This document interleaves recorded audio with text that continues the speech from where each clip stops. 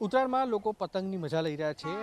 હાલ આપણી સાથે છે વિસ્તારના લોકપ્રિય નેતા અમરીશ ડેર. સૌરાષ્ટ્રના લોકપ્રિય નેતા છે. ગુજરાત વિધાનસભામાં તેમનો પતંગ કપાયો, પણ ગુજરાતની રાજનીતિમાં હમણાં તેમનો પતંગ કપાય તે પ્રકારની કોઈ સ્થિતિ કે સંજોગ હમણાં લાગતા નથી. અમરીશભાઈ સાથે વાત કરવાનો પ્રયાસ કરીશું. અમરીશભાઈ, પતંગની મજા તો લઈ રહ્યા છો, પણ સવાલ આપને સૌથી પહેલાં એ પૂછું કે હવા જે છે તે હજી કેટલા વર્ષ સુધી કોંગ્રેસથી વિપરીત રહેવાની છે? શું લાગી રહ્યું છે? હું એવું માનું છું કે હવા વિપરીત હોય સમજી શકાય, પણ એ રાજ્યની અને દેશની જનતા ઉપર છે કે ક્યારે શું કરવું. જે પ્રમાણેના પ્રશ્નો રાજ્યની અંદર છે એ પ્રમાણે મને એવું લાગે છે કે જનતા જનાર્દનને ચોક્કસ પ્રમાણે વિચારી અને વોટિંગ કરે, નિર્ણય કરે તો મને એવું લાગે છે કે કશું અઘરું લાગતું નથી.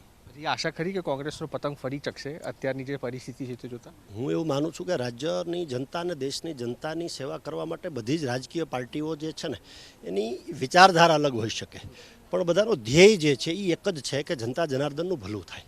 એટલે કોઈ પણ રાજકીય પાર્ટી સત્તા ઉપર આવે પણ જનતા જનાર્દનનું ભલું ક્યાં જાય, એમના જે પડતર પ્રશ્નો છે એમને જે વાચા કેમ વળે, એના માટેના જ પ્રયત્નો કરવા જોઈએ અને બધી રાજકીય પાર્ટીઓ પ્રયત્ન કરી રહી છે. ખૂબ આવકાર્ય છે. અમરીશભાઈ, કારણ કે 2022ની જે વિધાનસભાની ચૂંટણી ગઈ, કોંગ્રેસના માત્ર 17 પતંગ બચ્યા. કારણ શું અને હજી પણ શું લાગી રહ્યું છે? કારણ કે આ વર્ષ મહત્વનું વર્ષ છે તમામ પાર્ટીઓ માટે.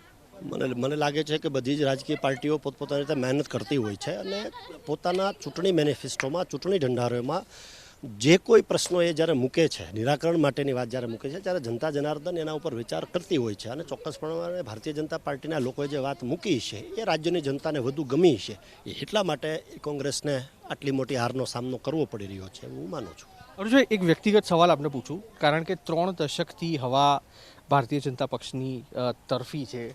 અમરીશ ડેરને વ્યક્તિગત એવી ઈચ્છા કરી કે એ દિશામાં પતંગ ચગાવે અત્યારે? મેં મારી રાજનીતિની શરૂઆત આપણી જૂની પાર્ટી અને ભારતીય જનતા પાર્ટીના યુવા મોરચામાં 3 ટર્મ સુધી મેં કામ કર્યું છે. એટલે હું એવું કહીશ કે જે રીતે ભારતીય જનતા પાર્ટી મહેનત કરી રહી છે, લોકો વચ્ચે જઈ રહી છે, ત્યારે એમને વધુ સ્વીકાર ભાવ અન્ય પાર્ટીઓ કરતાં મળે છે. એટલે મને એવું લાગે છે કે એ લોકો મહેનત કરી રહ્યા છે. વ્યક્તિગત જો મારી જો વાત કરીએ તો હું એવું માનીશ કે જ્યાં છીએ ત્યાં કોઈ પ્રોબ્લેમ નથી, મહેનત કરી રહ્યા છીએ. તેમ છતાં પણ આવનારા સમયમાં શું કરવું જોઈએ, કેમ થશે, એ ચોક્કસ પ્રમાણે ચર્ચા કરીને આગળ વધીશું. તમારા માટે રૂમાલ પણ મુકાયેલો છે, જાહેર નિવેદન એવું પણ આવેલું છે પ્રદેશ પ્રમુખ. ભારતીય જનતા પાર્ટીના અધ્યક્ષ આદરણીય પાટીલ સાહેબ 2-3 વખત જાહેર મંચ ઉપરથી બોલ્યા છે. એમની લાગણી એટલા માટે હોય કે ભૂતકાળમાં જે જગ્યાએ કામ કર્યું છે તો હોય કે ભાઈ ફરી વખત પાર્ટીમાં જોડાવું. પણ હું એટલું જ કહું છું કે અત્યારે તો જ્યાં છીએ ત્યાં બરાબર છે. લોકોનું ભલું કેમ થાય, લોકોનું હિત કેમ સચવાય, જનતા જનાર્દનની સેવા કેમ વધુ થઈ શકે, એ માટેના વિચાર સાથે જ આગળ વધી રહ્યા છીએ. અમરીશભાઈ, કારણ કે 22 તારીખે રામલલ્લાની પ્રાણ પ્રતિષ્ઠા પણ છે. કોંગ્રેસનું રાષ્ટ્રીય નેતૃત્વ કંઈક કહી રહ્યું છે, કોંગ્રેસના નેતાઓ વ્યક્તિગત રીતે કંઈક અલગ અલગ નિવેદન આપી રહ્યા છે. અમરીશ ડેરની વ્યક્તિગત ઈચ્છા કયા પ્રકારની, કે રામ મંદિર અથવા રામ ભક્ત તરીકે ભારતીય જનતા પક્ષને સમર્થન કરવું કે કોંગ્રેસ પાર્ટી સમર્થન કરવું? સૌથી પ્રથમ પહેલી વાત તો એ છે કે આ ચુકાદો ન્યાય કોર્ટે આપ્યો છે, ન્યાયપાલિકાએ આપ્યો છે. અંદાજે 500 જેટલા વર્ષથી આ પ્રશ્ન ચાલી રહ્યો હતો.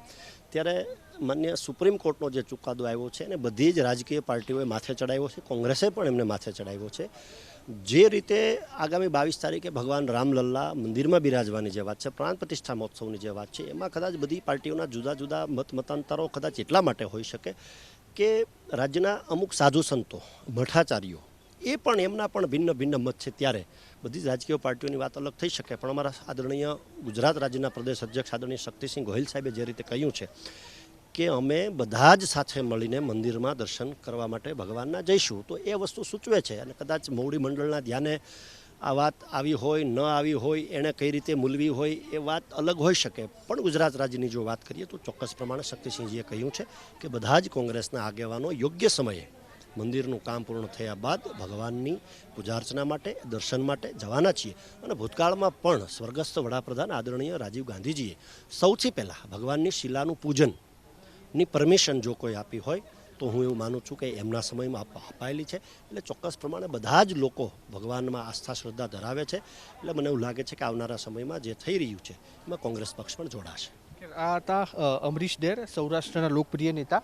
પતંગ તો તેમનું સ્થિર છે, પતંગ તેમણે કાપ્યા પણ છે, પણ તેમના જવાબ અને તેમના જે પ્રતિક્રિયાઓ સામે આવી રહી છે તે હવાને આધીન છે કે પછી હવાથી વિપરીત પરિસ્થિતિમાં છે તે આવનાર સમયમાં જોવું રહેશે.